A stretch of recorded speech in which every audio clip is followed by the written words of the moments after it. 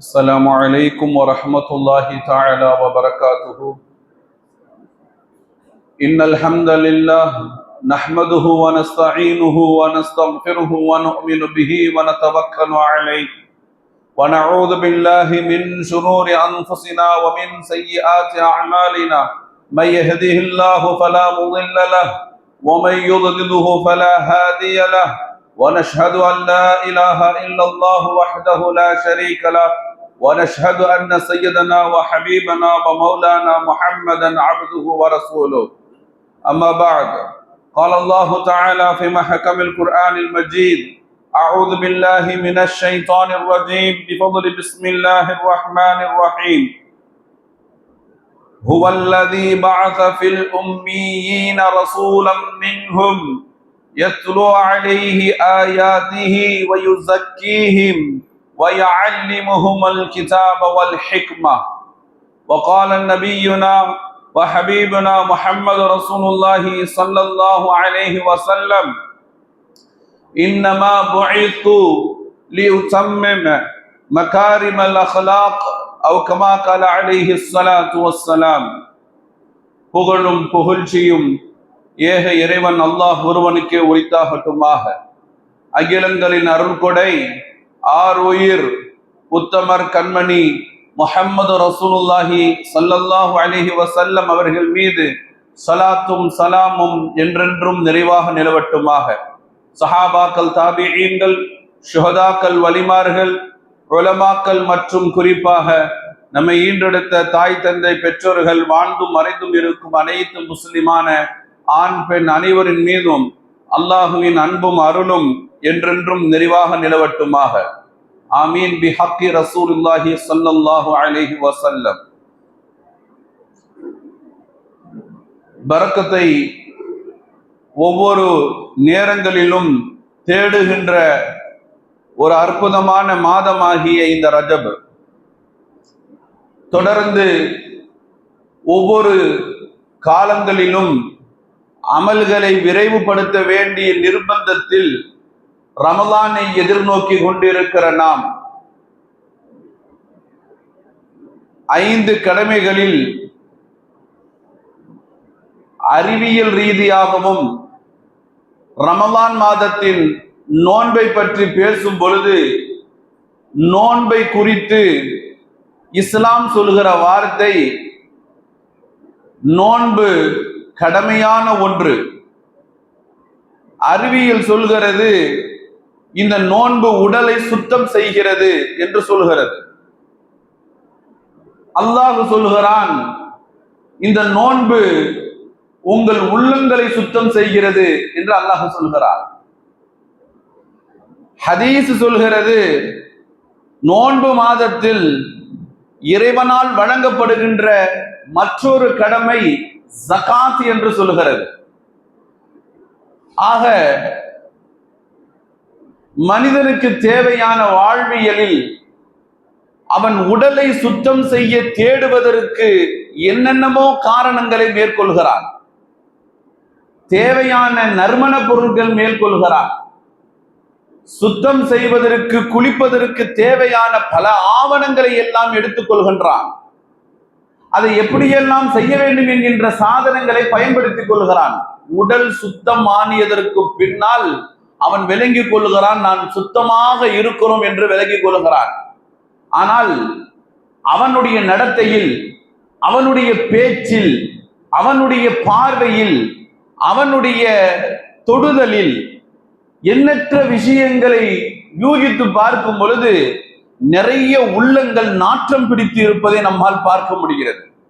எண்ணங்களால் நாற்றம் ஆகிவிடுகிறான், உணர்வுகளால் நாற்றம் பிடித்து இருக்கின்றான், கற்பனைகள் அனைத்தும் நாற்றமானதாக இருக்கிறது. அவனுடைய சொல், அவனுடைய செயல் வித்தியாசமாக இருக்கிறது. சொல் ஒன்றாக இருக்கிறது, ஆனால் செயலும் மாற்றமாக இருக்கிறது. இதற்கு எல்லாம் முக்கிய தீர்வாக எதை அல்லாஹும் ரசூலும் தீர்மானிக்கிறார்கள் என்பதைத்தான் இந்த குதுபாவிலே நாம் பார்க்க இருக்கிறோம். பெருமக்களே, தஸ்கியத்துன் நஃப்ஸ் வ இஸ்லாஹுல் குலூப் என்று ஒரு பகுதியை உலமாக்கள் என்று ஹதீஸ்களை ஆய்வு செய்யக்கூடியவர்கள் இதற்கு ஒரு தனி பாடமே வைத்திருக்கிறார்கள். உள்ளத்தை சீர்படுத்தி நப்சை சுத்தமாக்கி கொள்வது, உள்ளத்தால் மேற்கொள்கின்ற எண்ணங்கள் எதுவாக இருந்தாலும் அதை சுத்தம் செய்து கொள்வது. நப்சு என்று சொன்னால் நேரடியாக ஒரு அர்த்தத்தை புரிந்து செல்ல முடியாது. வேண்டுமென்றால் விளக்கத்தில் அதை நாம் புரிந்து கொள்ளலாம். அறிவுக்கு மட்டும் தெரியும் எது செய்யலாம் எது செய்யக்கூடாது என்று அறிவுக்கு தெரியும். எதை தொட்டால் சுடும், எதை தொட்டால் அது குளிரும், எதை தொட்டால் அது மெருதுவாக இருக்கும், எதை தொட்டால் அது சுரசுரப்பாக இருக்கும், அறிவு சொல்லும். ஆனால் உள்ளத்தின் வேலை அது கிடையாது. அதை தொடலாமா வேண்டாமா என்று தீர்மானிப்பதற்கு அது ஊசலாடும். அதை தொட்டால் என்ன ஆகுமோ என்ற அச்சம் அதற்கு வரும். செய்யலாமா வேண்டாமா, விட்டு விடலாமா என்பதை தான் நப்சு சொல்லும். இந்த நப்சு இந்த ஒரு தடுமாற்றத்தின் கீழ் நிலை குலைந்து போய் இருக்கும் பொழுதுதான் நமக்கு மார்க்கம் இங்கு தேவைப்படுகிறது, இஸ்லாம் நமக்கு தேவைப்படுகிறது. எதை செய்யலாம், நப்சை பற்றி நிறைய விஷயங்களை குர்ஆன் சொல்லுகிறது. பெருமக்களே, ஒரு ஜும்ஆ போதாது. சையதுனா இப்ராஹிம் அலைஹிஸ்ஸலாத்து வஸ்ஸலாம் அவர்களுடைய துஆ, சூரத்துல் பக்ராவிலே வரக்கூடிய ஒரு துஆ. இப்ராஹிம் அலைஹிஸ்ஸலாத்து வஸ்ஸலாம் அவர்கள் அழகான ஒரு ரசூலை இறைவா நீ வழங்குவாயாக என்று துஆ செய்கிறார்கள். துஆ செய்வது என்பது ஒரு நபி. அந்த நபி செய்யும் பொழுது எப்படி கேட்கிறார்கள்? ரப்பனா வபஅத் ஃபீஹிம் ரசூலம் மின்ஹும், யா அல்லாஹ் எங்களுடைய ரப்பே. கேட்கும் பொழுது எப்படி கேட்கிறாங்க? என்னுடைய ரப்பே என்று கேட்கல, எங்களுடைய ரப்பே என்று கேட்கிறார்கள். பொதுவா துஆவுல கேட்கிற பாணி இது. எனக்கு எனக்கு என்று கேட்கின்ற இடங்கள் எல்லாம் எங்களுக்கு என்று கேட்கும் பொழுது ஒரு படி மேலாக அந்த துஆ அங்கீகரிக்கப்படும் என்பதற்கு இந்த வார்த்தை ஒரு சான்று. ரப்பனா வபஅத் ஃபீஹிம் ரசூலம், யா அல்லாஹ் இந்த கூட்டத்திலிருந்து ஒரு ரசூலை எங்களுக்கு அனுப்புவாயாக. யத்லு அலைஹிம் ஆயாத்திக், உன்னுடைய ஆயத்துகளை அவர்கள் ஓத வேண்டும். அல்லாஹ்வின் தூதர் ஸல்லல்லாஹு அலைஹி வஸல்லம் அவர்களை எதிர்பார்த்து, அடுத்த நபி ஈசா அலைஹிஸ்ஸலாத்து வஸ்ஸலாம் அவர்களை எதிர்பார்த்தோ இந்த வசனத்தை கேட்கிற இப்ராஹிம் அலைஹிஸ்ஸலாம் சொல்லுகிறார்கள், வயுஅல்லிமுஹுமுல் கிதாப வல் ஹிக்மா, அவர் வந்து நீ அருளிய அந்த வேதத்தை இந்த மக்களுக்கு எடுத்து சொல்ல வேண்டும். கிதாபை ஓதி சொல்லிக் கொடுக்கணும். வல் ஹிக்மத, வாழும் நெறியை சரியான புரிதலை இந்த மக்களுக்கு அவர் எடுத்து கொடுக்க வேண்டும். அடுத்து சொல்கிறார்கள் வயுஸக்கீஹிம், அந்த வரக்கூடிய ரசூல் இவர்களை சுத்தம் செய்ய வேண்டும். வயுஸக்கி, ஜகாத், ஜகாத் என்றால் என்ன அர்த்தம்? தஸ்கியத் என்றால் என்ன அர்த்தம்? சுத்தம் செய்வது. ஒரு ஆடையை எப்படி சுத்தம் செய்யணும் நமக்கு தெரியும். ஒரு உடலை எப்படி நாம சுத்தம் செய்து கொள்ள வேண்டும் என்று நமக்கு தெரியும். உள்ளத்தை எப்படி சுத்தம் செய்து கொள்வது? வயுஸக்கீஹிம், அந்த ரசூல் இவர்களுடைய உள்ளத்தை சுத்தம் செய்ய வேண்டும். இது கேட்பது நபி இப்ராஹிம் அலைஹிஸ்ஸலாத்து வஸ்ஸலாம். கேட்ட இடம் எங்க தெரியுமா? எந்த மக்காவிற்கு உம்ரா பயணத்திற்கு மக்கள் சாரசாரையாக செல்கிறார்களோ அந்த இடத்தில் நின்று கேட்கிறார்கள். எந்த மக்காவிற்கு ஹஜ்ஜிக்காக வேண்டி மக்கள் 5 கடமைகளில் ஒன்றை நிறைவேற்ற செல்கிறார்களோ அந்த இடத்திலே கேட்டார்கள் இந்த துஆவை. அப்படி என்றால் ஒன்றை விளங்க வேண்டும், மக்களின் உள்ளத்தை சுத்தம் செய்வதற்குத்தான் நபிமார்கள் அனுப்பப்பட்டு இருக்கிறார்கள். மக்களின் உள்ளத்தை சுத்தம் செய்வதற்கு தான் ரசூல்மார்கள் அனுப்பப்பட்டு இருக்கிறார்கள். அப்ப நம்மிடம் ஒரு பொறுப்பை ஒப்படைக்கும் பொழுது நமக்கு கீழ் இருப்பவர்கள் அவர்கள் உள்ளம் சுத்தமாக இருக்கிறதா என்பதை மேல் இருப்பவர்கள் பார்க்கிறார்கள். ஒரு குடும்பத்திலே தாயும் தந்தையும் இருக்கிறார்கள் என்றால் கணவனின் உள்ளம் மனைவிக்காக சுத்தமாக இருக்கிறதா, மனைவிக்காக கணவனின் உள்ளம் சுத்தமாக இருக்கிறதா? ஒரு பிள்ளை இருக்கிறான் என்றால் இந்த பிள்ளை தன்னுடைய தந்தைக்காக சுத்தமாக உள்ளத்தை வைத்திருக்கிறானா, தன் தாய்க்காக உளப்பூர்வமாக இருக்கிறானா என்பதை பார்க்கிறான். இதேதான் அல்லாஹ் பார்க்கிறான், இவனுடைய உள்ளம் எனக்காக சுத்தமாக இருக்கிறதா என்று பார்க்கிறான். இப்ப இன்னொரு விஷயம் விளங்கணும், தஸ்கியத்து நஃப்ஸ், உள தூய்மை என்பது வெறுமென நாம அதை கொண்டு வர முடியாது. உள தூய்மை என்பது நாம கொண்டு விட முடியாது. தஸ்கியத் என்பது 3 வகை. முதலாவது விஷயம் தஹாரத்து தத்ஹீர், மூன்றில் முதலாவது ஒன்று மிக முக்கியமாக தஸ்கியத் எதற்கு என்றால் அது நம்மை சுத்தம் செய்வது. குர்ஆனிலும் ஹதீஸிலும் எண்ணற்ற ஆதாரங்கள் அதற்கு நிறைந்திருக்கிறது. அதுல முதலாவது விஷயம் தஸ்கியத்து சொல்றாங்க, குஸ் மின் அம்வாலிஹிம் சதகா. அல்லாஹ் குர்ஆன்ல சொல்கிறார், அவர்களுடைய பொருள்ல இருந்து எடுத்து அவர்கள் சதக்காவை ஒப்படைக்கட்டும். அல்லாஹ் சொல்லுகிறார். ஏன் ஒப்படைக்கட்டும் என்றால் துத்தஹிருக்கும் வ துஸக்கீம் பிஹா. அந்த சதக்காவை கொண்டு அவர்களுடைய பொருளும் சுத்தமாகும், அவர்கள் உள்ளமும் சுத்தமாகும் என்று அல்லாஹ் சொல்கிறார். சதக்கா கொடுப்பதற்கும் இருக்கிற பொருளும் சுத்தமாகும், உள்ளமும் சுத்தமாகும் என்று அல்லாஹ் சொல்கிறார். அதற்கும் இதற்கும் என்ன சம்பந்தம் இருக்கிறது என்பதை பார்க்கலாம். மேல சொன்ன ஒரு ஆயத்து சையதுனா இப்ராஹிம் அலைஹிஸ்ஸலாம் அவங்க செய்த துஆ. அதே மாதிரி ஒரு ஆயத்தை அல்லாஹ் ரப்பல் ஆலமீன் சூரத்துல் ஜும்ஆவுல ஒரு ஆயத்தை சொல்கிறார். அந்த ஆயத்தை பார்த்தீங்கன்னா கண்மணி ரசூலுல்லாஹி ஸல்லல்லாஹு அலைஹி வஸல்லம் அவர்களை பற்றி அல்லாஹ் சொல்கிறார். ஹுவல்லதி பஅஸ ஃபில் உம்மீயீன ரசூலன். அந்த அல்லாஹ் யார் என்றால் உம்மியாக எழுத படிக்க கூட தெரியாத ஒரு மக்களிடத்திலே ஒரு ரசூலை அல்லாஹ் அனுப்பினார். மின்ஹும் யத்லு அலைஹி ஆயாத்திஹி. அவர் அந்த கூட்டத்தில் இருந்தே வந்தார். அவர்களுக்கு அல்லாஹ்வுடைய ஆயத்தை அவர் ஓதி காண்பித்தார். வயுஸக்கீஹிம். அவர்களை அவர் உளப்பூர்வமாக உள தூய்மை செய்தார். வயுஸக்கீஹிம். அவங்க உள்ளத்துல இருந்த ஷிர்க்கை அகற்றினார். அவர்கள் உள்ளத்திலே இருந்த ஜினா ஃபனாக்களை அகற்றினார். அவர்கள் உள்ளத்திலே இருந்த முதுமை அநீதத்தை அகற்றினார். அகம்பாவத்தை அகற்றினார். உள்ளத்தை சுத்தம் செய்தார். அவர்களுக்கு கிதாபையும் குர்ஆனையும் ஹதீஸ்களையும் எண்ணற்றவைகளையும் அவர் அறநெறிகளை சொல்லிக் கொடுத்தார். இந்த ஆயத்திற்கும் அந்த ஆயத்திற்கும் மத்தியில ஒரு சின்ன வேறுபாடு இருக்கு. உலமாக்களுக்கும் ஹாஃபில்களுக்கும் இந்த வேறுபாடு தெரியும். மேல சையதுனா இப்ராஹிம் அலைஹிஸ்ஸலாம் அவங்க கேட்ட துஆவுல அந்த ஆயத்துல எப்படி சொல்லுவாங்கன்னா வயுஅல்லிமுஹுமுல் கிதாப வல் ஹிக்மா வயுஸக்கீஹிம். கிதாபையும் ஹிக்மத்தையும் அவர்களுக்கு கற்றுக் கொடுத்து அவர்கள் உள்ளத்தை இவர் சுத்தம் செய்யட்டும் அப்படின்னு துஆ கேட்பாங்க. ஆனா இந்த ஆயத்துல அல்லாஹ் சூரத்துல் ஜும்ஆவுல என்ன சொல்வானா வயுஸக்கீஹிம் வயுஅல்லிமுஹுமுல் கிதாப வல் ஹிக்மா. ஆயத்துகளையும் ஹிக்மத்துகளையும் கற்றுக் கொடுப்பான் என்பதற்கு முன்னாலேயே யுஸக்கீஹிம். முதல்ல அல்லாஹ் சொல்றது என்ன தெரியுமா? முதல்ல உள்ளத்தை அவர் சுத்தம் செய்வார் என்று அல்லாஹ் சொல்கிறான். இப்ராஹிம் நபி கேட்டது ஆயத்துகளையும் உன்னுடைய ஆயத்துகளையும் அற்புதமான அறநெறிகளையும் சொல்லிக் கொடுக்கட்டும். அதற்கு பின்னால உள தூய்மை என்று. ஆனா அல்லாஹ் சொன்னது என்ன தெரியுமா?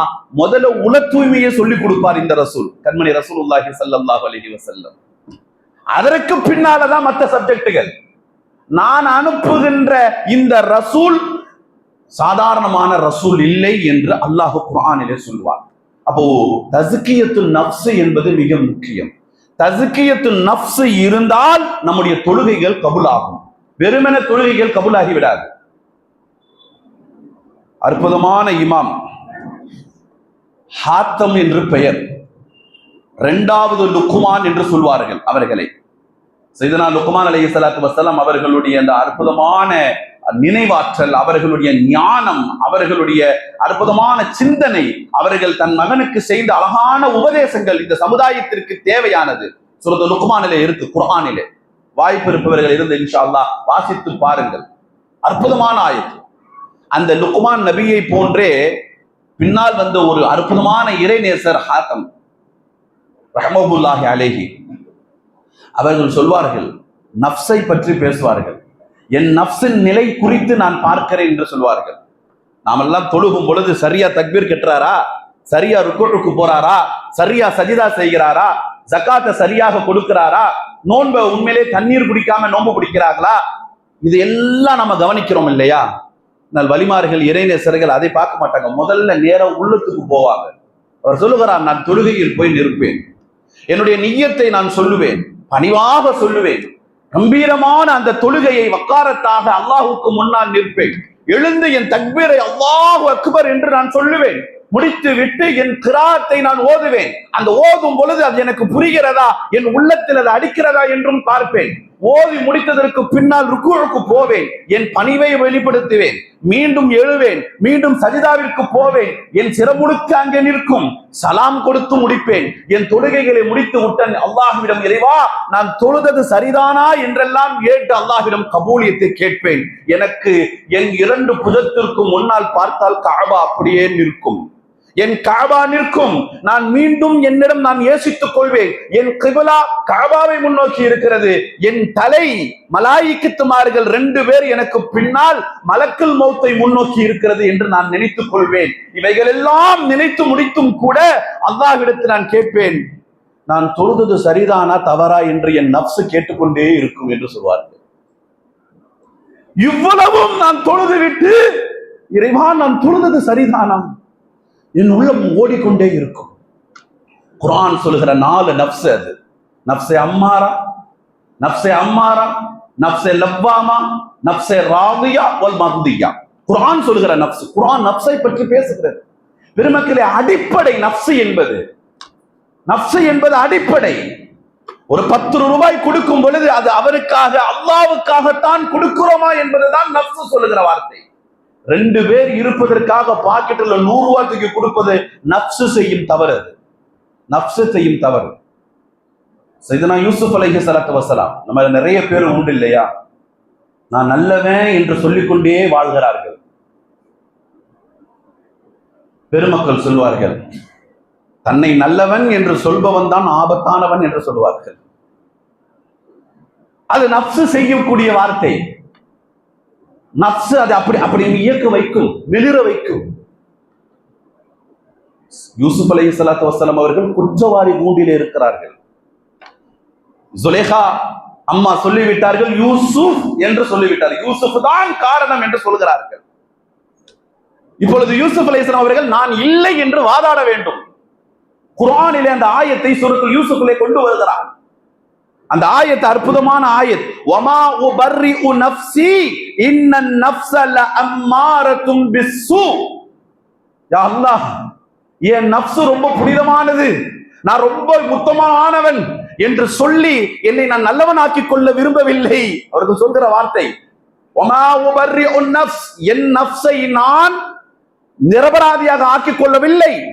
இன்னன் நஃப்ஸ லஅம்மாரத்தும் பிஸ்ஸூ, நிச்சயமாக உள்ளம் முதல்ல கெட்டதை தான், நப்சு முதல்ல தீயதை தான் தேடும்.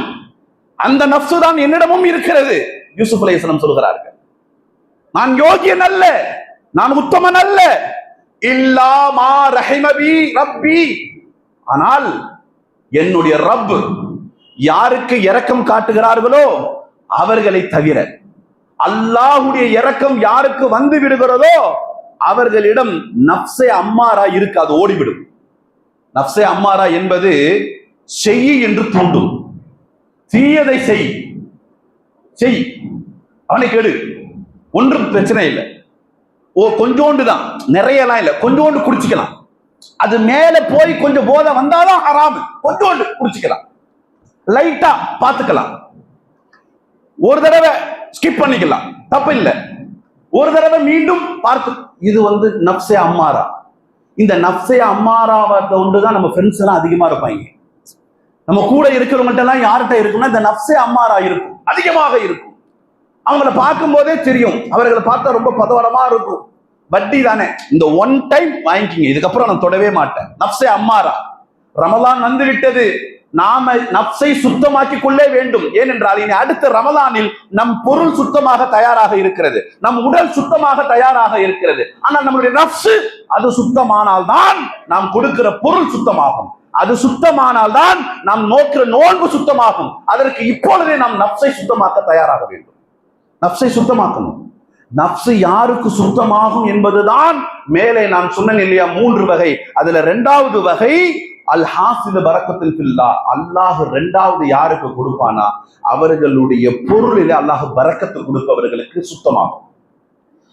அது குர்ஆனிலே வரக்கூடிய ஒரு அற்புதமான ஆயத்து இருக்கிறது. மா நக்ஸ மின் மாலின் சதகா, எந்த பொருளிலிருந்து ஒருவர் சதகா என்று கொடுத்தால் அதுல ஒரு சிற்று கூட குறையவே குறையாது, அதிலே பரக்கத்தை தான் தருவேன் என்று அல்லாஹ் சொல்லுகிறான் ஜகாத்திற்கு. 3வது வகை தான் ஸலாஹ், அல்லாஹுடைய பெரிய நிஅமத் பெருமக்களே. நஃப்ஸ் என்பது கைரன் நஃப்ஸ் இருக்கிறது, நல்ல உள்ளம் இருக்கிறதே, அது அல்லாஹுடைய நிஅமத். வலௌலா ஃபதுல்லாஹி அலைக்கும் வ ரஹ்மத்துஹு, அல்லாஹ் உங்கள் மீது அருள் கொடையை கொடுக்கிறான் என்றால், ரஹமத்தை கொடுக்கிறான் என்றால், மா ஸகா மின்கும் மின் அஹதின் அபதா, அல்லாஹ் அவன் உள்ளத்தை சுத்தம் செய்வான். என்ன அர்த்தம் தெரியுமா இந்த ஆயத்துக்கு? ஒருவருடைய உள்ளம் யாருக்கு சுத்தமாக இருக்கிறதோ அது அல்லாஹ் கொடுத்த ஃபதுல் என்று சொல்லுகிறான், அல்லாஹ் கொடுத்த அருள் கொடை என்று சொல்லுகிறான். பெருமக்களே, நம்ம கார்ல எழுதுவோம் இல்லையா, ஹாதா மின் ஃபதுலி ரப்பி, கார்ல எழுதுவோம் இல்லையா, ஹாதா மின் ஃபதுலி ரப்பி, வாகனத்துல பைக்ல ஹாதா மின் ஃபதுலி ரப்பி, வீடுகளிலே ஹாதா மின் ஃபதுலி ரப்பி, மஸ்ஜித்களிலே ஹாதா மின் ஃபதுலி ரப்பி. அல்லாஹ் சொல்லுகிறான், நல்ல உள்ளத்திலே நான் எழுதுகிறேன் ஹாதா மின் ஃபதுலி ரப்பி என்று அல்லாஹ் சொல்லுகிறான். எவ்வளவு பெரிய விஷயம், எவ்வளவு பெரிய உன்னதமான அர்த்தம். பெருமக்களே, இந்த நஃப்ஸ் சஹாபாக்களிடம் இருந்தது. ஹந்தலா, யார் அந்த ஹந்தலா? கண்மணி ரசூலுல்லாஹி ஸல்லல்லாஹு அலைஹி வஸல்லம் ஹதீஸ் வாசிக்கும் பொழுது முதல் சஃப்ல உட்கார்ந்து இருப்பார். ரசூலுல்லாஹ் தக்பீர் தொழுவும் பொழுது தக்பீர் தஹ்ரீமாவோடு ஜமாஅத்திலே முதல் வரிசையிலே இருப்பார். ரசூல் சொன்னால் முதலிலே போய் நிற்பவர் ஹந்தலா. இந்த ஹந்தலா மதீனாவினுடைய வீதியிலே தன் தலையெல்லாம் திரித்து கொண்டு, கையில் எல்லாம் எடுத்துக்கொண்டு, தலையிலே அடித்துக் கொண்டு, நாஃபக ஹந்தலா, நாஃபக ஹந்தலா, நாஃபக ஹந்தலா என்று ஓடி திரிகிறார். என்ன அர்த்தம் தெரியுமா? ஹந்தலா முனாஃபிக் ஆகிவிட்டான், ஹந்தலா முனாஃபிக் ஆகிவிட்டான், ஹந்தலா முனாஃபிக் ஆகிவிட்டான். கவலை உள்ளத்திலே கவலை வருகிறது. சையதுனா அபூபக்கர் போய் பிடிக்கிறார்கள் ஹந்தலாவை. என்ன முனாஃபிக் ஆகிவிட்டீர்கள் என்று சொல்கிறீர்கள்? நீங்கள் எப்படி முனாஃபிக் ஆகிறீர்கள்? சபை நீங்கள் சபையிலே எப்பொழுதுமே இருப்பீர்களே, மஜ்லிஸிலே இருப்பீர்களே. இல்லை அபூபக்கர், நான் ரசூலோடு இருக்கிறேன், ரசூலுடைய மொழிகளை கேட்கிறேன், ரசூலோடு தொழுகிறேன், ரசூலோடு கொடுக்கல் வாங்கல், ரசூலுடைய புன்னகை, ரசூலுடைய பார்வை, ரசூலோட பேச்சு, அப்பெல்லாம் நான் நல்லா இருக்கிறேன்.